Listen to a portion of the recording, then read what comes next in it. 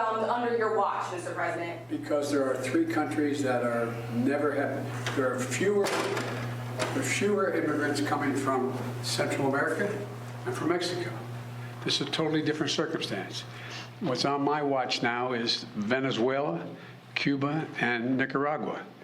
And the ability to send them back to those states is not rational. Well, there's no doubt that those are communist countries. Cuba's been a communist country for 70 years. I'm glad he finally recognizes that, since his people in his administration and the president he served under tried to argue that they weren't, or they weren't that bad anymore, and tried to get closer to them. On Venezuela, he's the one that's sending people to meet with Maduro and try to cut a deal to buy more oil from the guy. So I don't know why he's so outraged by him. On Nicaragua, they don't do anything.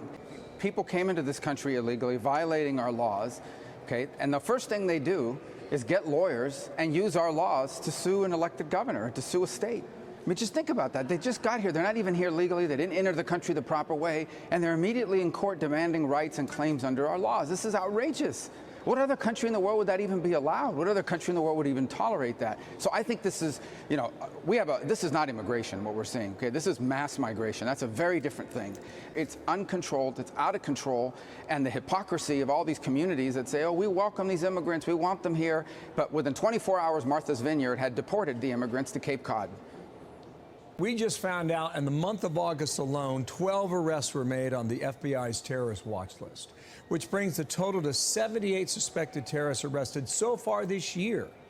That's 3 times the number of the last 5 years put together. This is an industry, so they coach you up.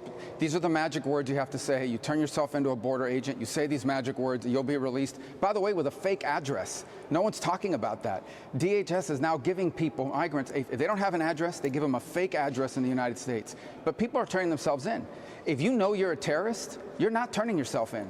So of the 78 is but a small sliver of what we suspect is a much broader group of people linked to groups in the Middle East of terrorism, but also terrorist groups in our hemisphere. The ELN and the FARC, 2 communist terrorist narco-trafficking organizations in Colombia, Venezuela region. There are people linked to that. In fact, I think that's the single largest group of terrorists that have been apprehended, that have been sent here. Is there a strategy here? Is Venezuela deliberately, or other countries deliberately sending people here that they believe will cause harm within the United States?